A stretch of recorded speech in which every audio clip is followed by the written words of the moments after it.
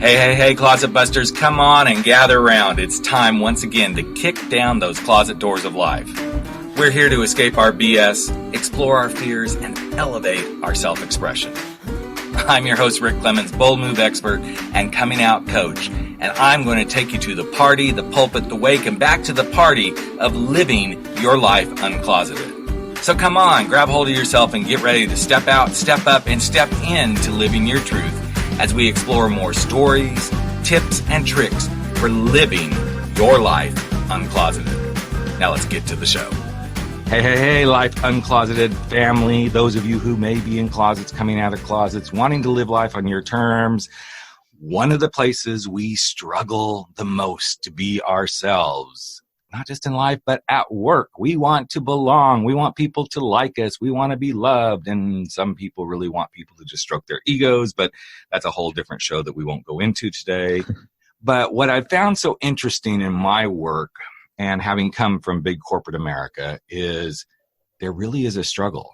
And then you take and you compound that struggle when you're LGBTQ, and that adds other layers. Or if you're a woman in work, or if you're another cultural, you come from Muslim or Hispanic or whatever, there's just these things that happen.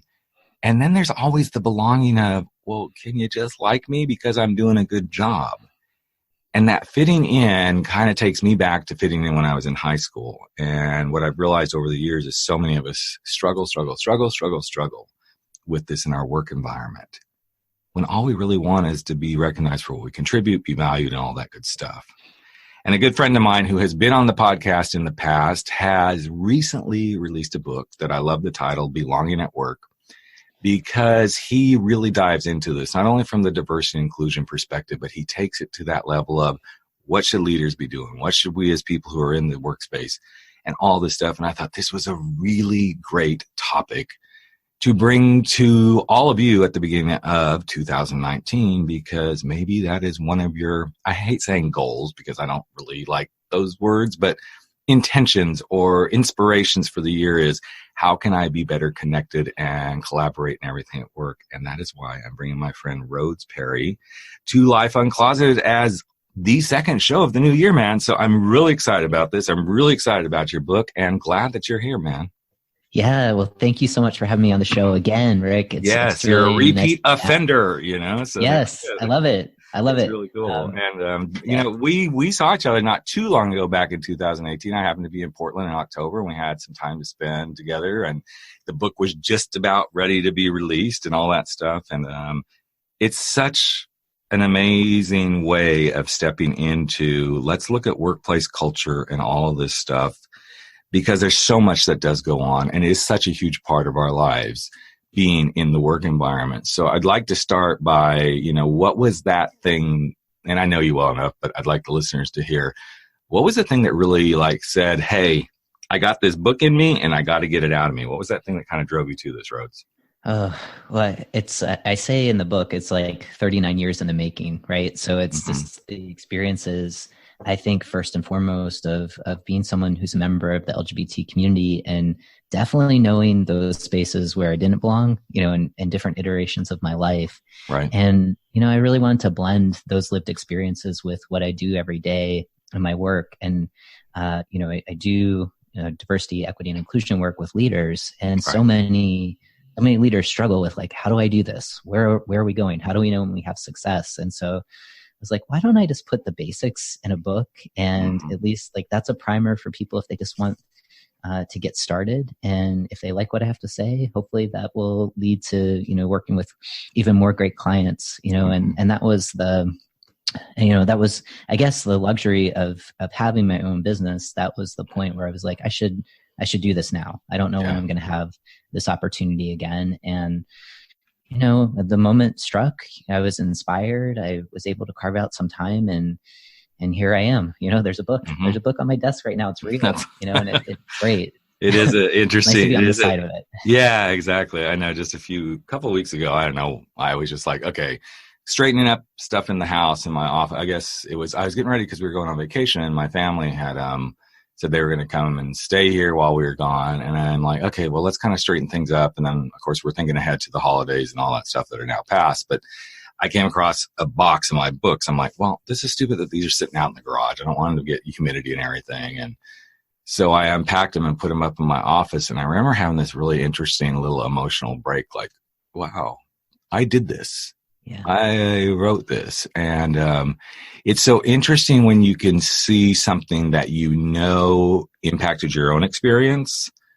You can then put into words, and then when you start to see that it's impacting others, and especially when you're doing something like you're doing, where this diversity inclusion talks, and it isn't just about sex, it isn't about sexuality, so to speak, it isn't really about gender, it's all of the above, but it's really about humanity and really helping people start to embrace this. So when you say that people have a hard time knowing what to do, what's a common thing that they struggle with in the diversity inclusion stuff in the workspace? Is it just lack of knowledge? Is it they don't know where to start? Where's the real struggle that most people, come to you with?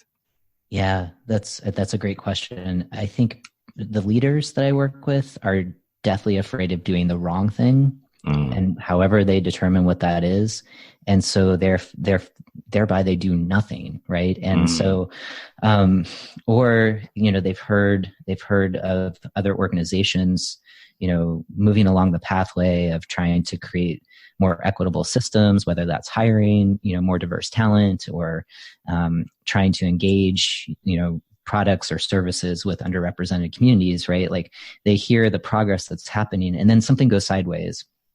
And the company is in the media, and there's some bad attention to it, and and that further kind of roots them in their fear, where it's like, okay, we're definitely not going to do that, or we're going to have to like evaluate all of the different pathways of doing this work well. And so it's like analysis paralysis, where it's this kind of a holding pattern. And I kind of wanted to break through that, just to kind of say, the book is intended for leaders, and it's intended for change makers too. So if you're in an organization and you're in middle management, or you're on the front lines, wherever you work, and you feel like, well, I'm not the CEO, so I can't do anything. It's like, no, you have to get out of that mindset. I mean, you can change the culture, at least, in your small space of wherever you occupy in the organization. You too are part of this change. And in fact, I think that's where the real interesting change often happens, in very large organizations. And so just wanted to give some guidance, especially for folks who feel that they don't have the quote unquote power. They're not the capital L leader that, they have the ability to do some magical things in the organization. Yeah. And I think this is where it becomes somewhat of a two-way street, at least from my perspective, is we kind of look to the leaders, the managers, all the people, in those quote roles. But even as LGBTQ individuals, I feel like we own a responsibility to go, okay, how can we enact change? How can we show up? How can we really, truly be who we're meant to be? And now this isn't to say that I think everybody needs to be out at work. Everybody has their own reasons for how they do this. I come from the space of the more normalized I can present who I am as part of the LGBTQ community in my work, then the easier it's going to be for people to connect or to ask the kind of questions and make it comfortable. I remember at one point I had just come out and I was in transition to my new position. And it was a big step for me because I had gone from being like high level exec to, okay, now I'm at a director level in a small company. Sure, I was third employee hired and all this stuff. And I thought, okay, we're just building this company. How can I have the most impact, not only with my talent, but who I am? And in the final interview, I said, one of the things I think I can contribute most to this company is open heart, open mind. And I happen to be gay. And I want to make sure that stepping into this role, I can help you create that environment. And I knew I was on eggshells because I lived in Orange County, California, very conservative. I really didn't know the two people I was talking to. And it ended up being one of the greatest things I did was putting myself out there to say, I'm going to show up authentically here. I hope you're willing to open up and embrace that. And again, not saying this is how everybody has to do it, but this is where I think there's some dual responsibility in these sort of things.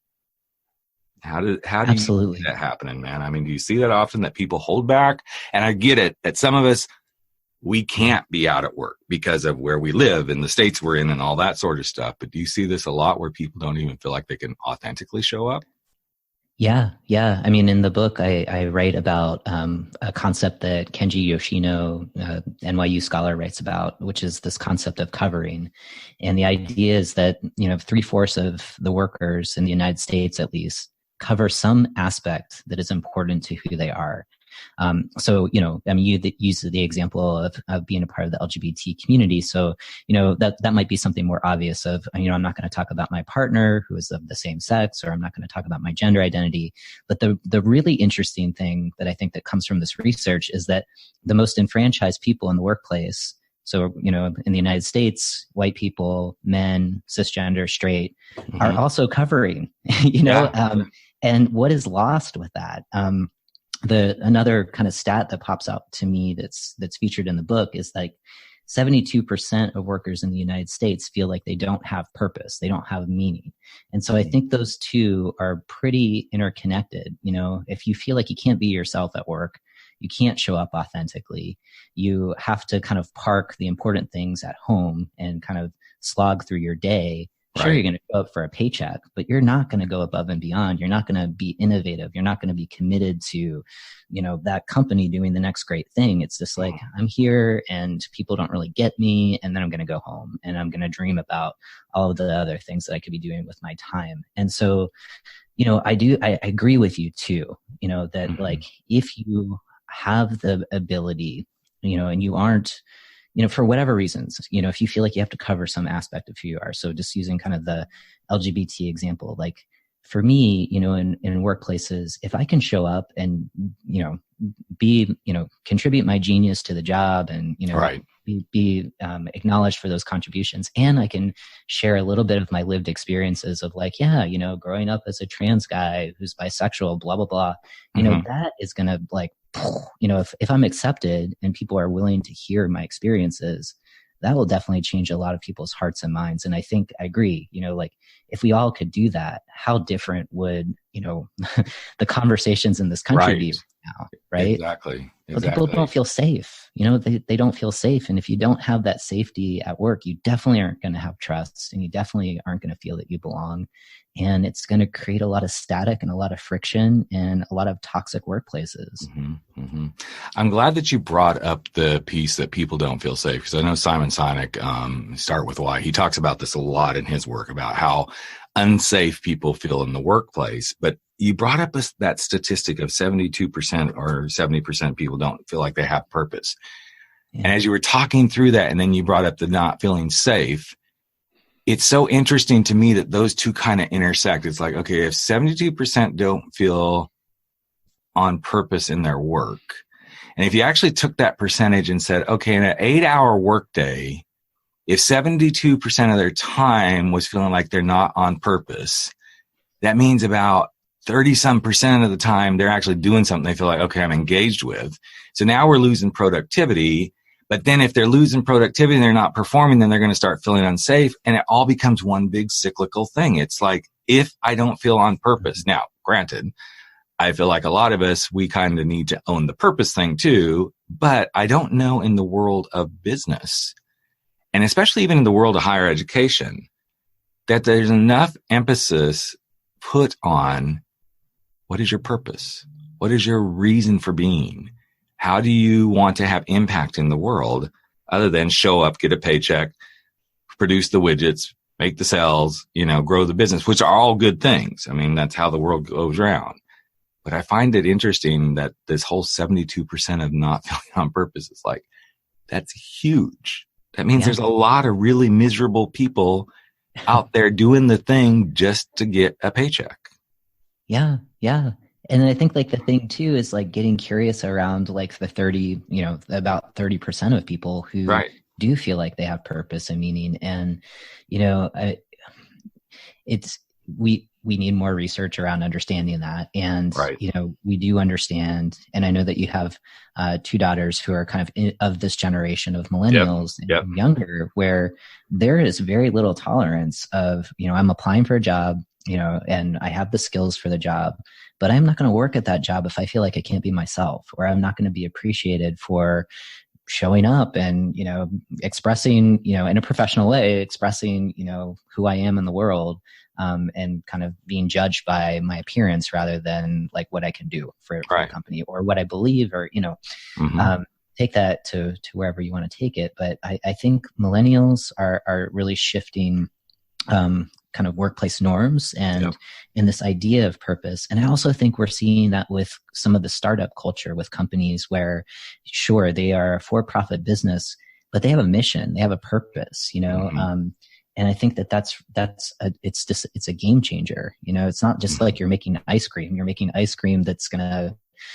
feed the world and give back in socially responsible ways. And we need more of that, because I think those are the businesses and the workers, the employers that do see how purpose, like when you are on purpose, how that is so good, not just for the workplace, but for the world, and for your own self-care, and your own self-worth.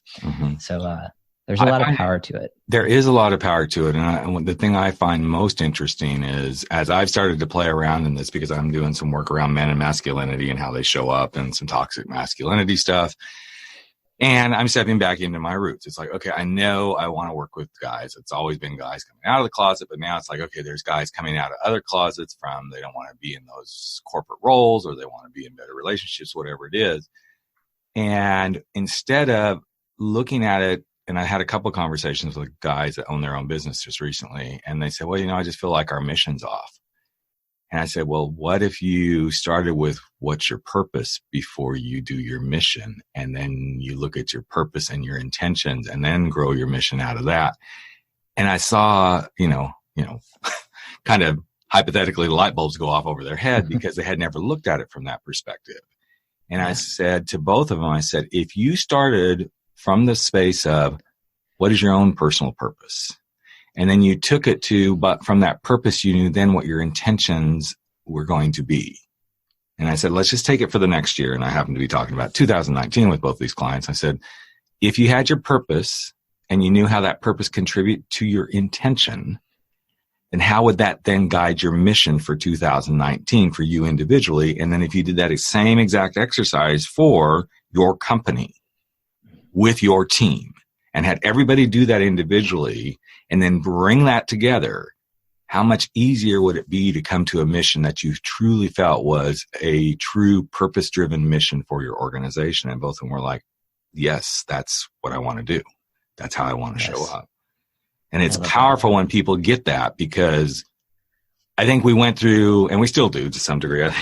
When I was first starting to do, okay, I'm going to come up with a mission for my business. It was like mission was the big word, but we had to evolve. And now there's purpose. Now there's mindfulness. Now there's intention. There's all these things.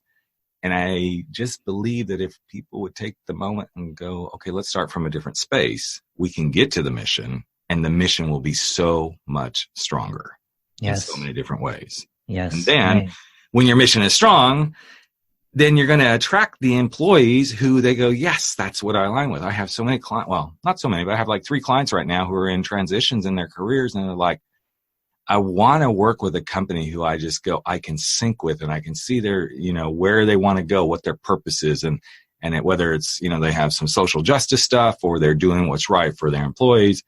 And these are guys that are in their late 40s, early 50s who are like, I am done doing this crap I've been doing all these years. I want something more. And I'm assuming from the way you're approaching this in the book that a lot of those same core roots are in there. People are wanting something more than just let's show up. Absolutely. Yeah. And I think like an extension of that purpose is also getting very clear, especially for those business founders, the business owners, of what culture they want to work in, and really defining that as well, just as much as the purpose, right? Because so many, this is where workplaces get into a lot of trouble, is that there is an implicit culture that's unstated, right? And so it's like some of the most basics, right? Is like, I talk about my experience working for a number of different employers in the book. And like one of the examples that I use is like, the workday starts at 9:00, but for this one employer that I was at, it's like, if you're not at your desk at 8:00, even though that's not stated, it's like you are judged. You are judged, and like that unfairly positions you when you're considering, when you're being considered to ascend in the company, right? Mm-hmm. And so, I mean, that's like a really kind of basic, but basic. Yeah, but it says a lot. It's like I'm going to go to a really weird space with this. It's like a couple saying, okay, we're going to have an open relationship, but we're really not going to talk about how you do this. It's like if you don't say what the real rules are and there's some implied thing that happens, then there's going to be contention from the get-go. So if 9:00 is start time, but then, oh my God, your butt better be in that seat at 8:00 and it better not walk out of that place until 6:00, even though it's 9 to 5 or whatever. There's something that needs to be discussed, because then you begin to have employees think, what else do I not know that I'm expected to do? And then the fear shows up, and then the trust erodes, and then there is no good relationship. So I'm curious, as you are starting to see the book go out and be in these spaces, what are some of the things people are having the biggest aha moments around? It doesn't necessarily have to be around the book, but as I feel like corporate culture, company culture right now is something that is hugely in flux, especially given the politics of at least the United States right now. What are some of the things that you're seeing most people going, this is where we really need, this is where we're struggling. This is where we need help. This is where we need insights. Yeah, I think the biggest aha moments are just kind of like when you think about a strategic plan or strategic goals for a business, what success looks like at the end. Right. And I think with diversity, equity, and inclusion work, so much of at least like the early phases, especially if the company's just getting started, is like, well, we'll just do a training, or we'll just change this one document, and then it's done. So it's very kind of like a very tactical, kind of the quick wins that can happen, and then it's done. But people do not get clear on we are doing this with the intention that in the end, our employees have a sense of belonging. That when our company culture is a healthy culture, this is what it looks like. This is what it tastes like. This is what it feels, like you can be there in it. It's just kind of the basic principles of goal setting or intention setting, because we were talking about not liking that word, but, that you, in order for that to be present in your life, you have to imagine what it looks like now. And so in the book, I talk a lot about that more towards the end of how do we do this? And we have to be just as intentional and just as clear with what success looks like with this work. And if we can't define it, then we will continue spinning our wheels. And when I share this with people and with leaders especially, they're like, of course, right. We do this with everything else. Like, why are we not doing this with this work? That's beyond kind of, these very kind of tactical changes that happen over the next 3 to 5 years. It's like, long term, we are making investments, and this is where we're going, and this is why. And so that's really refreshing, because that was my intention with the book. But a lot of the first part of the book is really level setting. What the heck are we talking about in order to talk about, how to do it? Right. And so that makes me feel like I've given value, that people have something different. They have a roadmap, and that it's not trying to boil the ocean, but it's really trying to focus people when they make these kind of investments. Right. It's interesting, I've had this conversation before, but, given the work you're doing and what the book is about, this quick win syndrome thing is so interesting to me, because I've been approached a few times to like, oh, so you're a diversity inclusion speaker. I'm like, well, kind of. But I'm not going to teach you the laws. I'm not going to tell you what you have to do. I'm going to come from that human space of, okay, what is it that your employee feels that they don't feel like they can actually be who they are? Whether it's, I don't feel comfortable putting family photos up. I don't feel like I can say anything well other than my partner. Which these are all decisions we all make. But I said, I'm going to come from the human side of, we're going to talk about why people don't show up the way they want to at work. Now, this isn't what I normally would do, but I do get asked every once in a while, oh, so you wrote this book, Yes, I will talk about that stuff. But the thing that comes up most is, well, we just need to get this done because then everything will be right. And it's like, no, it's not a one and done. This is like a one and get started and continue to work on this. And it doesn't, in my mind, it isn't just about diversity and inclusion. It is, what are you going to do in this culture in general for everybody? Because if one group doesn't feel included, there's a high probability that there's a lot of other people that don't feel included either, because that's the tone of the organization. And I think too many times people miss that piece. It is not quick fix, one and done. And it isn't necessarily just about one group, because as soon as you start to work about LGBTQ stuff, then you're probably going to have somebody who's like, well, I'm a Christian, and da-da-da. Okay, now you got to kind of like go, okay, how are we going to help? So it's about finding, okay, where are all these things going to kind of intersect, where we create this organization that says we respect and care about everyone, and we want people to all show up authentically with respect and be in this together, even though we may have disparate, values and beliefs and positions in life. We stand for this. And I think too many times companies miss that piece of one time, one workshop, one training is not going to do it. It's an ongoing investment and intention. This is what's going to make us desirable to the employees who want to come work in our environment. And they often miss it, unfortunately. Yeah. Absolutely. I think the hardest thing is that, there are folks that are in charge with setting the tone and kind of like addressing cultural issues in a workplace. And it's sometimes leaders, they don't know what they don't know. And it can be a challenge. As you said, there could be a group of people that come forward to leadership to say, hey, we don't feel like we belong. And you're right. If one person or one group of people feels empowered enough just to say that, chances are there are many, many other people that feel similarly. And it's difficult to manage up. It's difficult to get leaders to really listen and not immediately get defensive or respond, but just kind of take it in and then seek out people who've done this before, who know what they're doing and are not going to sell you snake oil to be like, sure, we'll do one training and everything's going to be better. It's like, gosh, it's like, come on, you wouldn't do that if you wanted to change your computer systems or something. Right. It's like, you would go do an intentional, really do due diligence on, okay, what do we need the computer system to do? How do we need it to function? Whose hands are going to be on it? Which employees are going to be touching it? What kind of, it's so much different. And I love that analogy, Rhodes, because that's really what it's like. You wouldn't do this with a computer system. You wouldn't do this if you're going to move into a new office building. It's like, what are we doing? And I think another piece, and you said something that sparked this earlier in the conversation, but if you don't even ask the employees what the problems are, you just assume, okay, we've heard this in the news. We need to do this. Let's go do this now. And if you don't take the time to kind of walk around and go, so can we have a conversation about what you feel like is making you feel like you most don't fit here? And there's not going to be any backlash. We're trying to create a culture where we make everyone feel included.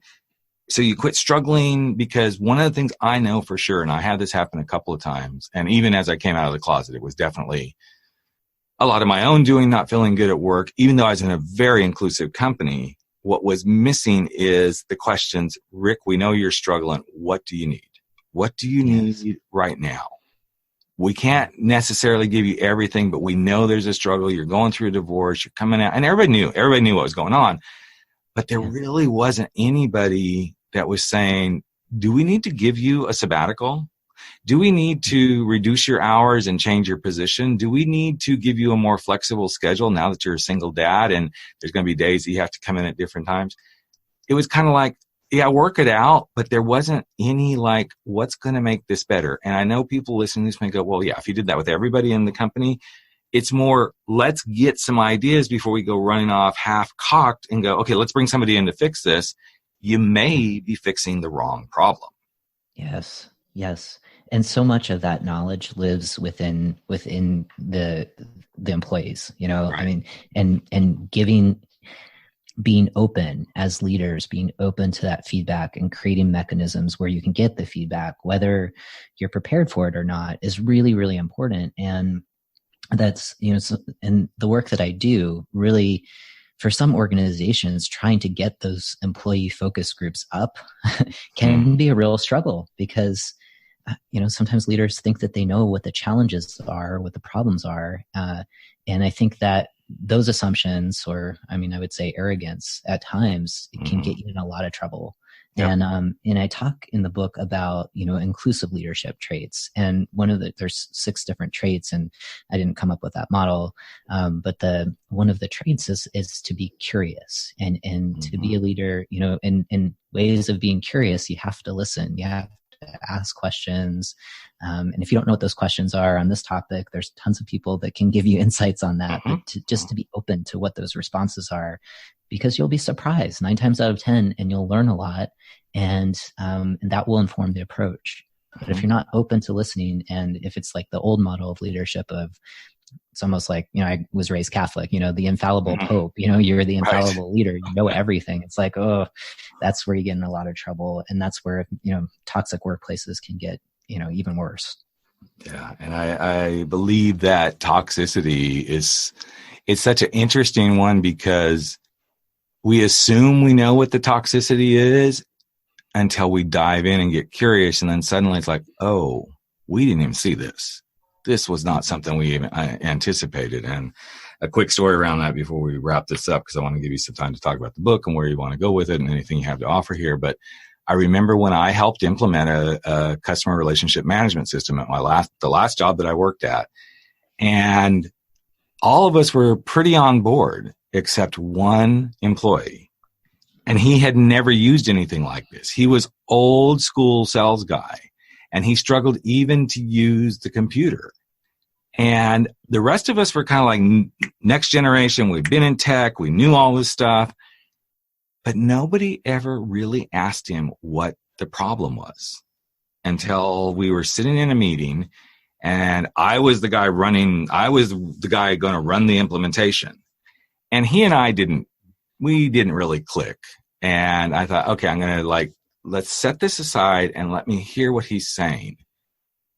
And I asked him point blank, I said, you seem to be really struggling with the implementation of this new system. What is it that bothers you most about this? And he said, I didn't come here to try to fill in data on a computer. I came here to sell and give people a solution. Mm-hmm. I remember the president of our company just almost his mouth dropped open, literally I didn't even think about that. And I said in that moment, I said, well, if we could help you sell by using this system and give you the ability to sell better, would you be more in tune with using it? And he said, absolutely, but I'm here to sell. I'm not here to play on a computer all day long. From that moment forward, I knew as the guy implementing that we had to find a way to make this not super cumbersome and to provide ways where that guy was going to excel by using it. The rest of us knew how we were going to excel by using it, but we had to find it. But had I not asked that question, we never would have got there. And he still kind of fought it, but once we kind of taught him some things and said, okay, here's some shortcuts. This is really all we need to know. And I had to go back to my vice president and say, you know what? You can't ask for all this crap you're asking for them just to put a fucking lead in. It's ridiculous. Get the basic stuff in, Yep. Because as soon as the process becomes too burdensome, the next thing that's going to happen is you're going to start beating the salespeople up over the head because you're not making your goals. You're not bringing in the revenue. Well, they can't do that when all they're doing is spending their time making sure all this detail is in about a lead. We got to simplify this. And I think that's a pretty good example of finding a way to go, what's going on? What do you need most? And how do we get your needs met by asking the right questions in an organization and helping you feel like you belong as part of the solution, not part of the problem. So I'm really excited for you, man, on this book here. And I know you are going to use it in all the great ways to really get out there and have impact.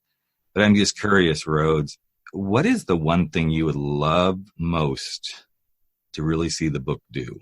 Either for yourself or in general. What is the thing you'd love to see that book really do for the world? I know that's a big question.